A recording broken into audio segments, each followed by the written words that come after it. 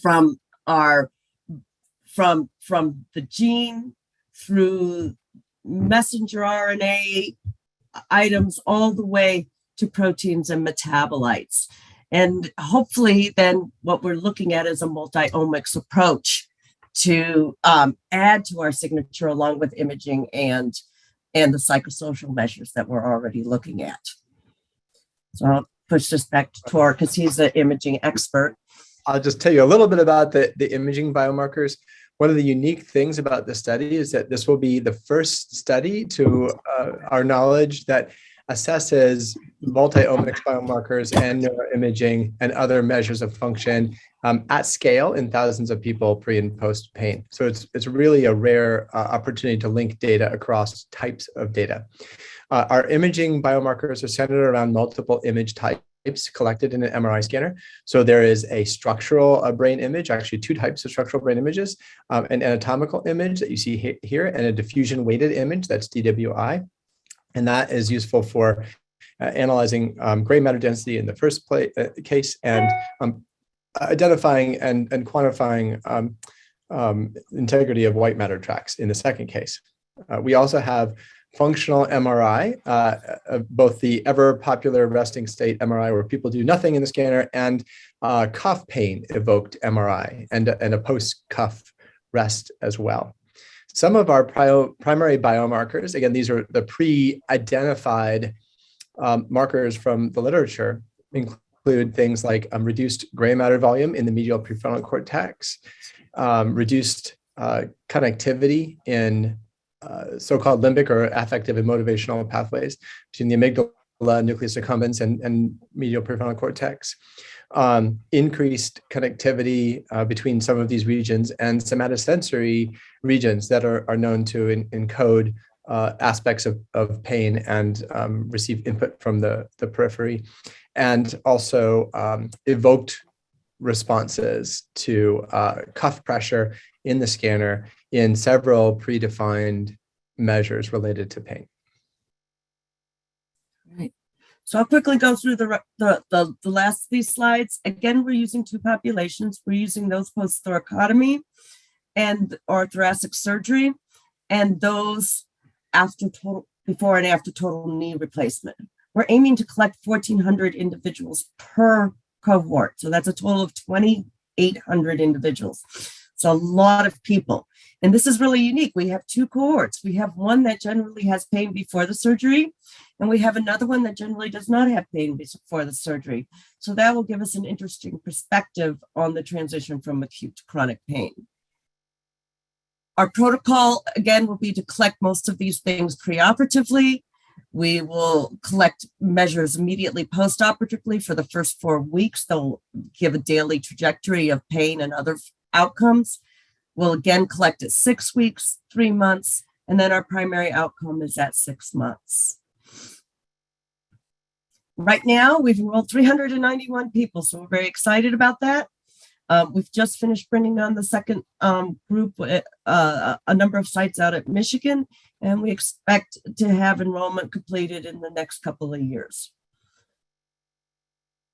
And in fact, we think final enrollment will probably occur around 2025. One of the things we're very excited about is that this data and resources will eventually be placed in a public repository and be available to the scientific community for future studies and questions. And Tor and Martin and their team will work on ways to get that all accessible and put out there for everyone to use. And so lastly, I want to thank our funding. And again, this was from the Office of the Director. It's a common fund initiative from the National Institutes of Health. There's multiple institutes involved in this, including the National Institute of Drug Abuse and the National Institute of Neurological and Stroke, NINDS, which I'm having some difficulty speaking about. And of course, the Office of the Director. And so we are very thankful for all the input that we get from NIH, for all the funding we've had to do this. This is a huge initiative, and it is an amazing research team that we've been working with over the last 2 years to design this and accomplish this. which will hopefully provide some really exciting and really definitive data for looking at mechanisms of the transition from acute to chronic pain. So with that, I'm going to move on to our wonderful speakers that we agreed to come and talk to us, and hand it over to Stephani Sutherland, who's part of our team, and will introduce everybody. Thank you, Kathleen. Thanks, Kathleen and Tor, for that great overview. Just briefly to introduce myself, I'm working on outreach and communications for A2CPS. I've worked for many years as a freelance writer and journalist for about the last decade in the pain research field. So might have seen some of my work at Pain Research Forum, and I recognize a lot of names on the public registration from covering your work in the pain field. And I really look forward to seeing what everyone outside the consortium is going to do with that shared data in the future, as Kathleen mentioned. So thanks everybody for joining us. We have 3 great talks lined up today from Yarimar Carrasquillo, Ted Price, and Vivian Tofik. And I'll introduce them individually. We'll begin with Yarimar Carrasquillo, PhD, who joins us from the Pain and Integrative Neuroscience branch of the National Center for Complementary and Integrative Health, NCCIH, at the National Institute of Health, where she's been since 2014. Dr. Carrasquillo's research program is focused on understanding the neural mechanisms underlying pain and the alterations that occur at the cellular and brain circuit levels that lead to pathologic pain states. Dr. Carrasquillo received her bachelor's degree from the University of Puerto Rico, her PhD in neuroscience from Baylor College of Medicine, followed by a postdoctoral training in cellular neurophysiology at Washington University School of Medicine in St. Louis, I believe with Rob Giroux. Dr. Carrasquillo is strongly committed to the career development of students and trainees of all backgrounds, particularly underrepresented trainees. And at the NIH, Dr. Carrasquillo's team has uncovered a previously underappreciated dual function of the amygdala in the modulation of pain, demonstrating that this brain structure functions as a pain rheostat that can amplify or decrease pain. And her talk is titled Amygdala Circuits for Bidirectional Pain Modulation. So join me, please, in welcoming Dr. Yarimar Carrasquillo. She's setting up here. I see her. There she is. Sorry about that. No worries. Well, thank you, Stephani, and all the organizers for inviting me. It's a big honor to be here. And okay, so thanks again. And I think it is because I tend to forget, so it is important to mention or highlight that throughout you will see that a lot of the mechanisms that we've been identified are specific to chronic pain states, or persistent chronic pain states. As you will see, we get very little modulation of acute nociception, which I think is important for the type of research that you are that this group is focusing on. So we're looking at, as Stephani pointed out, our lab is focused on studying the amygdala modulation of pain. And we all know that pain is not static. It can be modulated up and down depending on many different factors in both adaptive and maladaptive ways. The research program in our lab has been focused on identifying the mechanisms that underlie this bidirectional modulation of pain in the brain. We have focused our work on the central amygdala, and the reason for that is because it receives direct nociceptive inputs via the spinophotoamygdaloid pain pathway. Previous work has shown that the central amygdala responds to noxious stimulation. This is both in rodents and in humans. And importantly, the central amygdala undergoes pain-related plasticity in the context of injury. And for the mechanistic studies, it's important to highlight that this is preserved in acute slices, which gives us a handle on being able to explore synaptic and cellular mechanisms of pain plasticity. Lastly, the main reason why I became in love with this structure is because we all know that pain is a multi-dimensional experience that comprises both somatosensory but also affective components. And the central amygdala has been known to modulate both sensory and affective components. So even though everything that I'll show you today focuses on the sensory component, ongoing work in the lab is currently focusing on looking at the affective comorbidity and also the interplay between the affective and the sensory components of pain.